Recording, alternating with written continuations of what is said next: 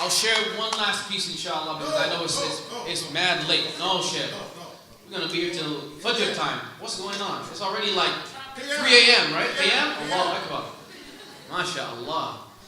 I'll do maybe 1.5. We're bargaining now? What's going on? Okay, inshallah. I'll see. Are you guys tired? I know some of you, don't lie. Some of you snoring. Some of you didn't even pay to get in. You just came in after Isha. You just like, oh, I thought we were bringing sunnah here. What's going on, brother? Where's the hot chocolate? No more hot chocolate, brothers and sisters. I'm sorry. I'm the only hot chocolate left. You see that? You see how I did that?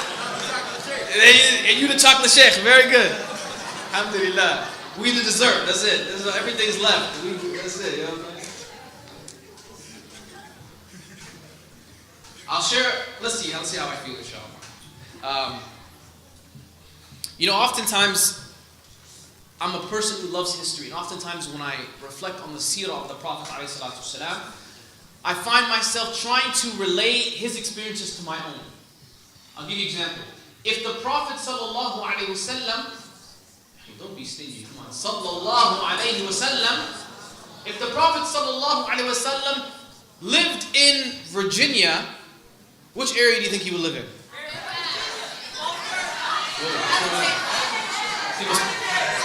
People throwing up gang signs. Yeah. East side.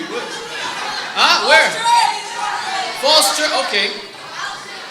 Okay, let me ask you this. Huh? She said Falls Church is a weak spot. No?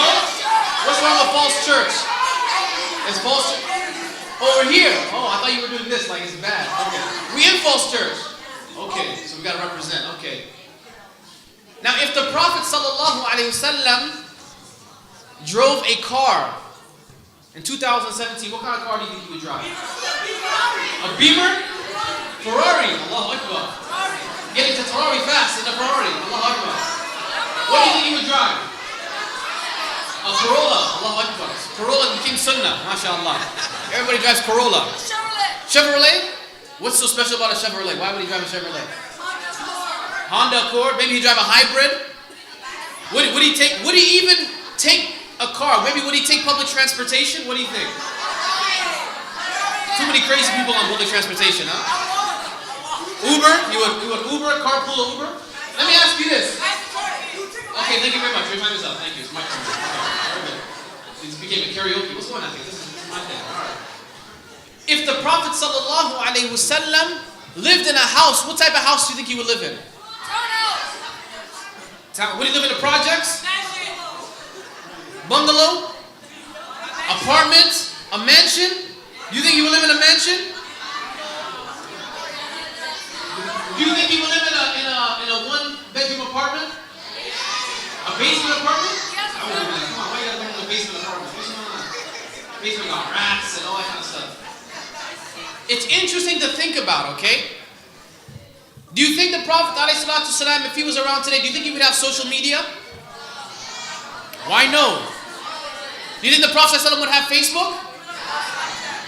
Would he have Snapchat? If he wouldn't have Snapchat, why do you have Snapchat?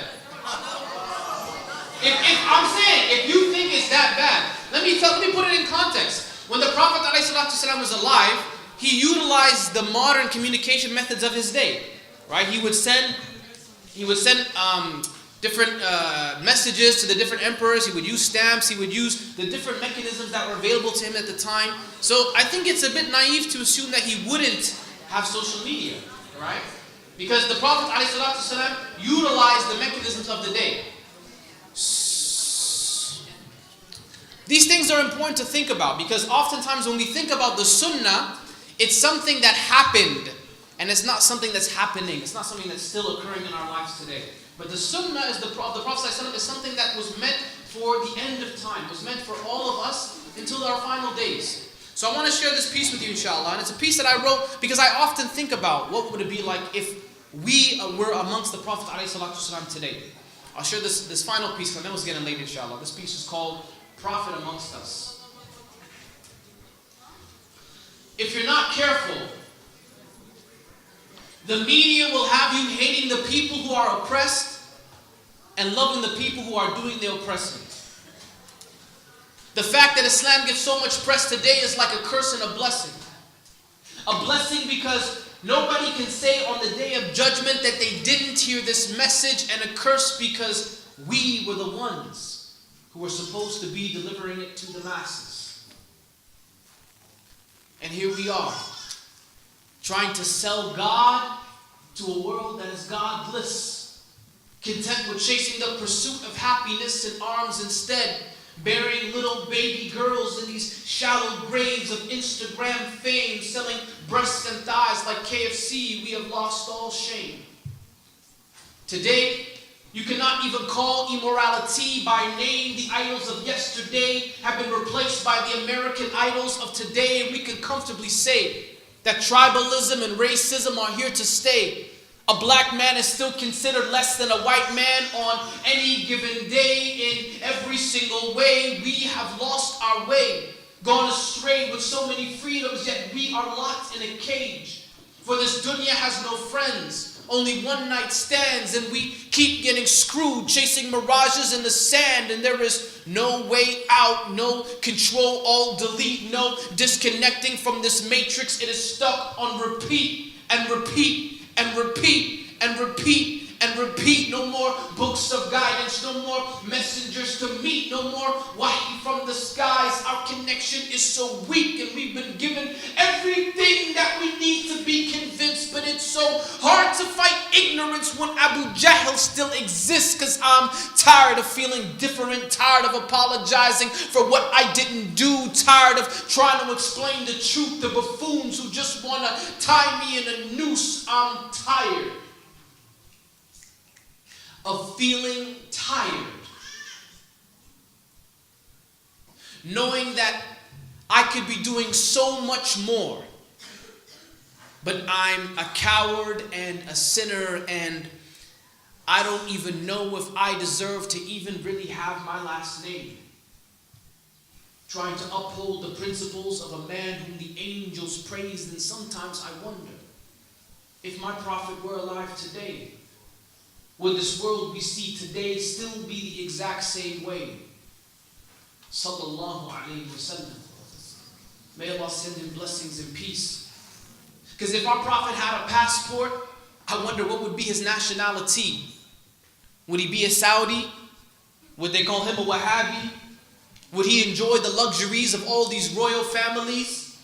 The man who used to sleep on a bed of palm leaves, would he live inside a mansion with servants at his feet?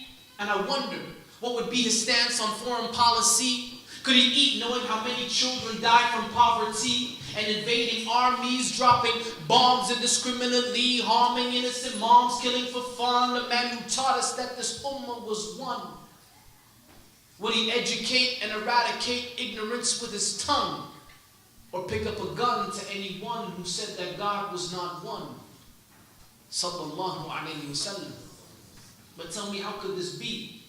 The man who was sent as Rahmatan lil Alameen, and he couldn't even read, not Alif, Lam, or Mim, yet he would change the hearts of a generation. And everyone that would proceed taught us that every life was sacred, and to have respect for humanity, because we were all created from a single clot and seed. And I could see him at the UN addressing all the other nations, warning them of global warming and religious innovation. CNN would ask for an interview. His words would be short and sweet, but they would still find ways to misinterpret and demonize him on TV. Oh, he must be crazy or suffering from some kind of insanity to think the rich shouldn't oppress the poor or take advantage of the weak. And what do you mean when you say that all men are the same except in piety? This is blasphemy. We've been living this way for so many centuries. They would charge Abu Bakr as an accomplice. Uthman would be entrapped, put Umar in solitary confinement, and give Ali accessory after the fact. Khalid bin Walid would be labeled a menace to society, and Bilal's face would be on the front of every Black Lives Matter tee. I pray for humanity, because we are praying for humanity. In the past, they killed prophets. Took Yahya's head off with a sword. Now they kill for prophets, justifying their unholy war, spreading blood like gospel. Now more than ever before, it feels like we need a prophet to guide us through the eye of this storm. But if we did, I would request on Facebook to be his friend. Or send him a DM on Instagram just to say, hey, I'm a big fan. You may not know me, but I've read all about you and you really helped me change my life. And I don't know how to thank you. And even though I never met you, I still believe in you. I'm a follower of you. And I follow you on Twitter too. And when I grow up, I want to be just like you. Mohammed sallallahu alayhi wa sallam. May Allah reunite us all with you. Amen.